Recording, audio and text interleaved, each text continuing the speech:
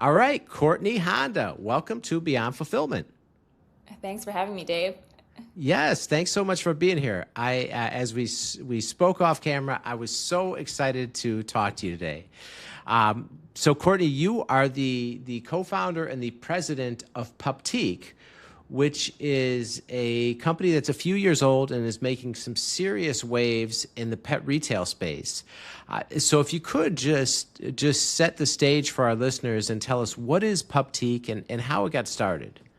Well, we're a dog boutique and we celebrate the special bond with your dog. We started back in 2023 and it started just as an online passion business. I wanted to do something in honor of our dog, who's still alive, but he went through a traumatic medical experience. He had flatlined in the hospital, and after he was revived, we just realized that special bond we had with him, and it kind of related to all the other humans who have special bonds with their dogs too. So from starting on the online business, decided to open a brick and mortar store. When my husband and I got married, we decided that we had a special surprise, or he made an announcement at our wedding that in 9 months we were going to have a special surprise. Little did we know that special surprise was opening up a brick and mortar store. So fast forward, that's what sprung into opening our first Puptique, which is located in Temecula, California. Okay, wow. So much to unpack just in that short little intro. Wait, so when he makes the announcement, did you know what he was talking about at the wedding? No idea. But he surprised everyone. So this was the speech after we cut the cake and we're saying our thank yous. And we said, we have a big surprise in 9 months. And immediately our family members and even our friends looked at us, because in 9 months you think it's going to be a baby or Right. something. And it just happened to be Puptique. But we were getting text messages and calls after saying, oh, what is a surprise? What is a surprise? And actually, we got married in February and the store opened in November. So it was actually that 9 month time frame. Believe it or not, we manifested it. We got back from Hawaii because we had our wedding in Hawaii, and we started looking at locations. And by April, come September, we were already in a lease, and we opened up within 60 days. Wow. So he said 9 months, just kind of almost arbitrarily, right? But yet you actually opened within 9 months. 9 months. And we talked about it, but it was nothing serious to the point that we were really going to do this and open up a brick and mortar store. It was a few months before that when I just started the online business for, in honor or to celebrate that special bond with the dogs via more Japanese products and online products, not in the sense of having a whole entire store for dogs. Okay. All right. And I mean, you mentioned this in the very beginning. I just got to dig into this because this sounds incredibly dramatic, traumatic. But what is it like when your dog flatlines in the hospital? I mean, I can only imagine, right? Like, was it an accident or like some kind of medical emergency? You had to rush him to the hospital? Yes, so he was going in and out of urgent care visits for quite a while, and none of the doctors could pinpoint what exactly it was. He was super lethargic, he wasn't eating, he wouldn't even move, to the point where I thought he was dying like right in front of me. It was so devastating, and finally we took him to the hospital, one of the emergency rooms in near where we're at, and I'm at work, and I got a call and saying, hey, like, your dog just flatlined, can we revive him? And I immediately said, yes, of course, of course, and they did. So he did survive that, and finally we did a bunch of tests, and with the power of social media, I had posted about his story, and it was actually someone from a different country that told me to do some tests, and it just happened to be those tests that led him to the diagnosis, which is what he has now, which is Addison's disease. But it was a lot of just hard nights and a lot of crying on my end to figure out what was actually going on with him. Okay. Wow. All right. And then that whole experience spawned this business, right? Your husband's on board, you get married, he makes the announcement. Like you said, you kind of manifested the opening within 9 months. So you start this, I guess we'll call it this pup or dog boutique, right? Which is like a specialty experience type of retail environment. So talk about when you finally get it up and running. What happens next once you launch the business? Well, everything happened so fast. Literally, it felt like everything was happening in the blink of an eye, and you couldn't even grasp everything that was happening. We opened our doors. Before that, we were doing little pop ups along the way, but it happened so fast that as soon as we opened the doors, we had a community and we had people shopping with us, which turned into the idea of let's create a membership out of it. So when we officially and originally started Puptique, it didn't have the membership aspect.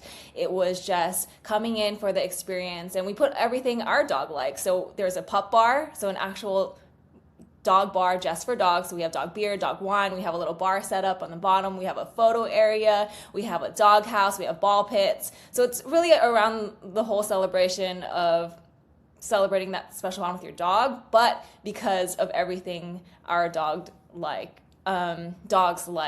And so that stemmed from creating the membership, bringing in the community, and from there, it started to grow more than just that brick and mortar store. It became a community within a community, and then it grew, and we have members now all over the country. Okay, so members all over the country, but now you're physically in California, so they'll come in just to visit the Puptique. Is that kind of what happens? Yes, so anyone can shop with us, and that's what separates us. That we do have the opportunity for anyone who's popping in. We're in wine country, so our first location's in wine country. It's in Temecula, California. So we have a lot of snowbirds and a lot of people traveling from out of town. So our membership is designed for people who are physically there, for them to attend events as well as to get the discounts on our products and be a part of that community. But then it's also designed for people who are traveling and all over the country to still get the benefits, which are the discounts in this aspect, and it gets shipped anywhere, no matter if you're in. We have members in New York, we have members in Hawaii, we have members in Indiana, even Texas. So it's great to see a community not only in the Temecula area, but say, hey, I'm a part of Puptique, and even if I'm in New York, I can still get the perks when I'm there or even remotely. Okay. Wow, love that. So, like you said, everything happens so fast. When you're growing and scaling this business, right? Because the pet industry, it's a multi-billion-dollar industry, and I'm sure we all know people spend serious money on their pets and absolutely geek out over their pets. So you see that all the time, right? But as you're right, it's a very competitive space as well. So as you're growing and scaling this brand new concept, brand new company, like what was the advertising and marketing like? Like how'd you get the word out? Well, at first it was just from word of mouth of the community and referrals and people talking about it. We really didn't have a social media presence prior to even opening the doors because it happened so fast. And then it became a viral effect in terms of people sharing and talking about it through social media, coming to the store, posting about it. So we focus less on the UGC concept and more on the CGC concept, so the customer generated content. So a lot of when the customers come in, they take a picture or a video of their dog at the photo bar, and then that spreads to other dogs coming in when they're in town, or people coming out of their way to drive, whether that be 1 hour or 2 hours or even longer, to come and even have birthday celebrations for their dog at Puptique. If you're still trying to hire locally for every role on your team, you're leaving serious money on the table. Ocean's Talent places AI-fluent executive operators. We're talking finance, marketing, operations, EAs, fully vetted, full-time, and dedicated to your business. These aren't freelancers or shared resources. They're U.S. caliber talent at a fraction of the cost, backed by a 3-month guarantee. And right now, Beyond Fulfillment listeners get $1,000 off their first hire.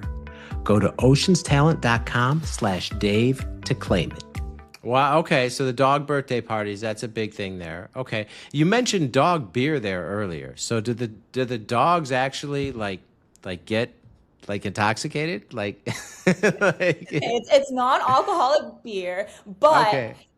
we have dog beer, we have dog tequila, we have dog wine, and they get buzzed on just happiness. That's the best way to put it. Okay. They can come up to the pup bar. The human can choose. We have a rotating menu every single week. So the pup bar itself is completely free for customers. We have a rotating menu of dog-friendly whipped cream and also different treats as toppers. And then we also have the other aspect where we serve the dog wine, dog beer, dog tequila, dog bourbon.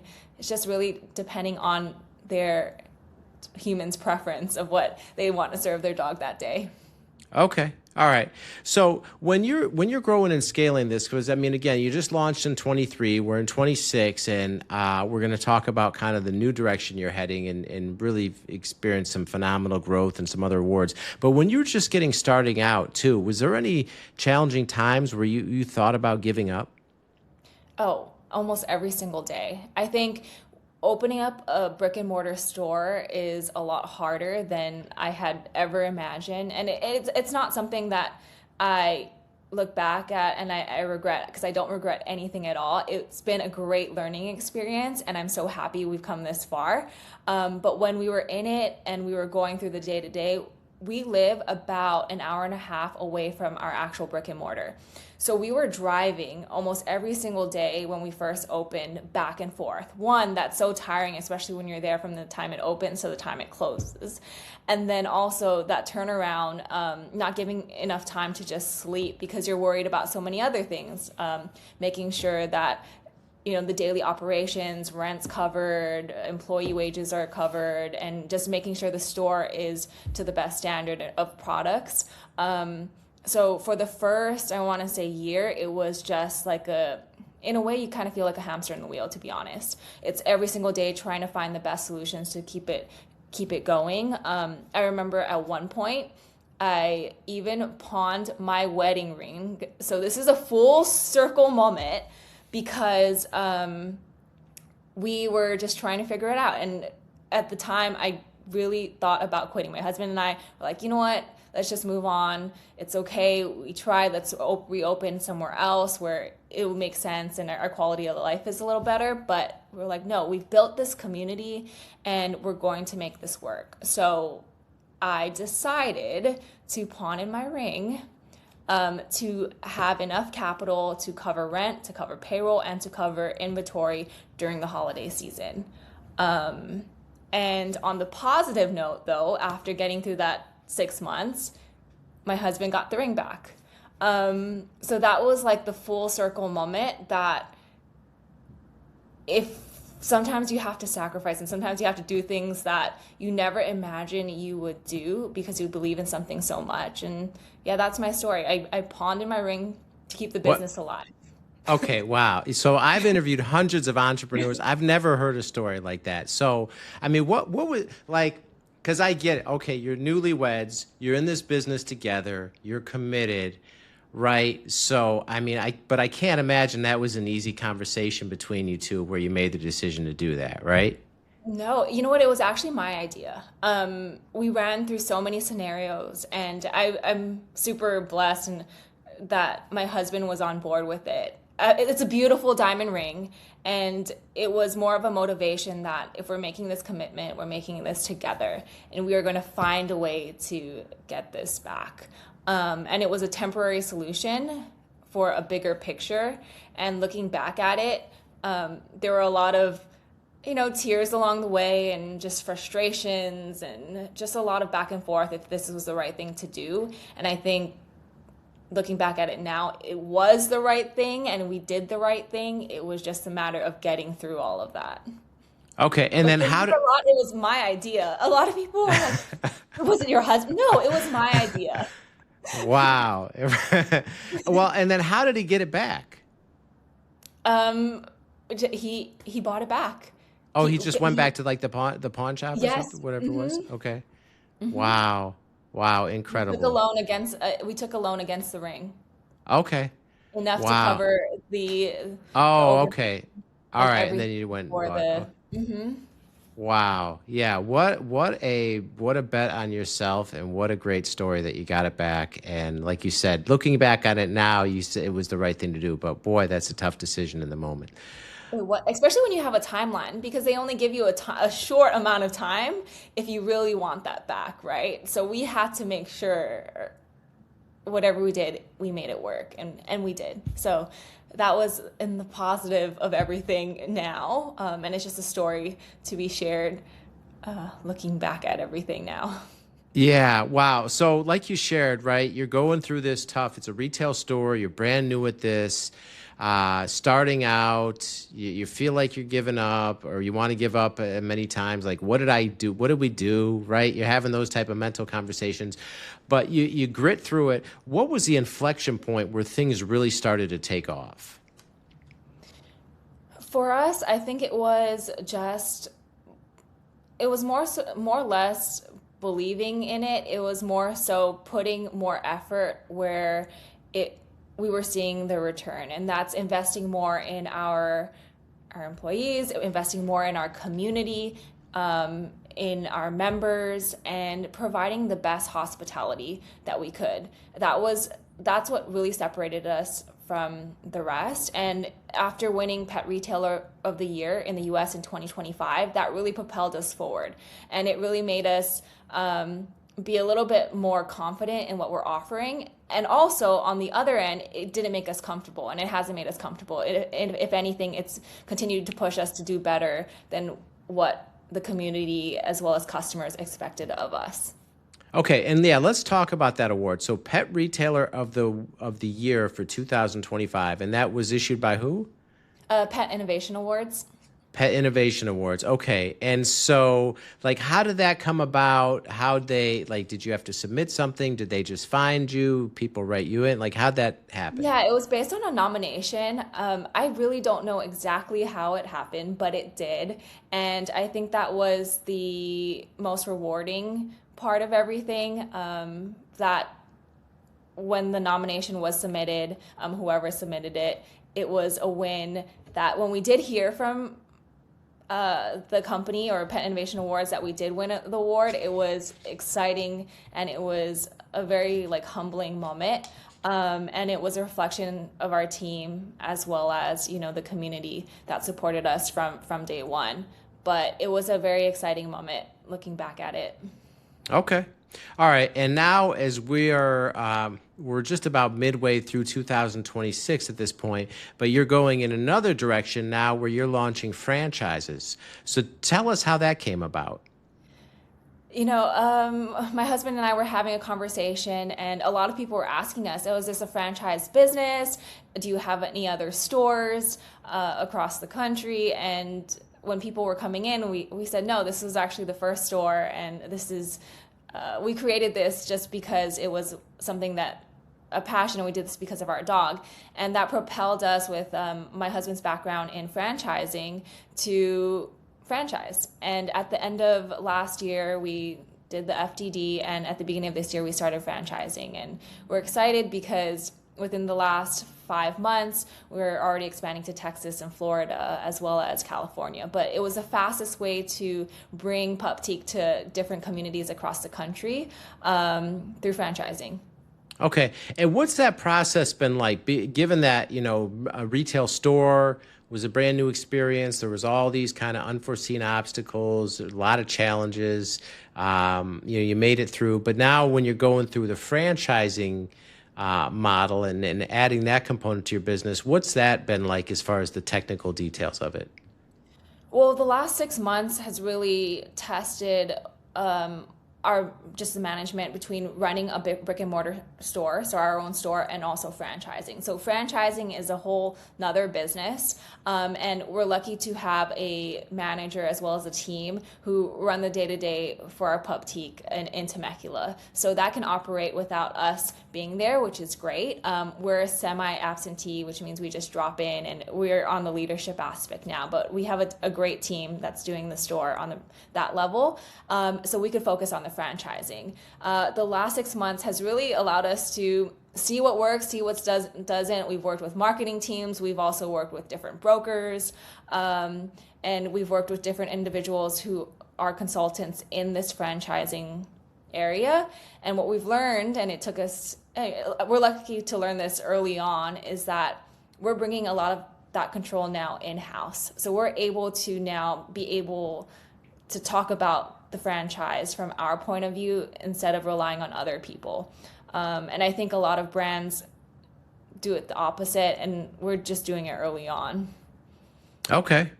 Wow. All right. So you're already going to Texas, Florida, and another location in California. How many franchises do you expect to come out of this?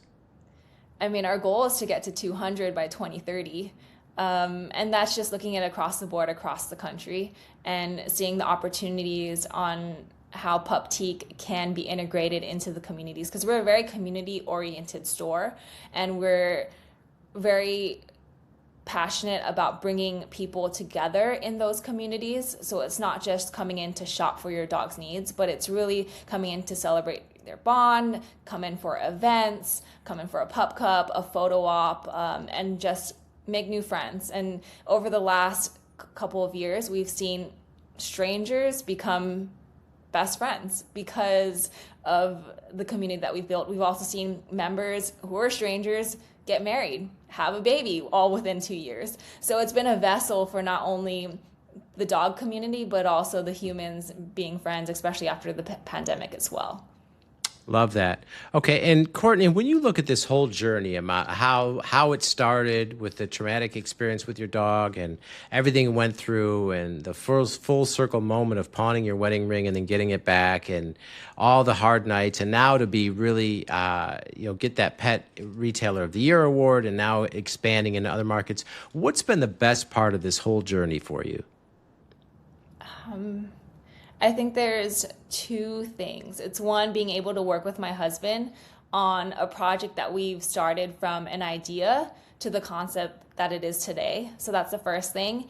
And the second thing is seeing the vision grow into the community that it is today, and it will become in 5-10 years. So those are the two things that I'm excited about and I'm really passionate about as we grow this business. Okay. All right. And Courtney, if people want to learn more about Puptique or reach out to you online and get in touch for about the Puptique or anything else, what's the best way people can find you online? You can visit us at www.puptqe.com, so puptqe.com. You can follow us on social media, so it's PUP_TQE, and you can send me an email. I always love to connect with dog lovers, dog businesses, dog owners, at Courtney@puptqe.com. Okay, and we'll link all that in the show notes for everyone. All right. Well, Courtney, thank you so much for taking the time to be here and sharing all this incredible wisdom from your journey with our listeners. We greatly appreciate it. Thanks, Dave.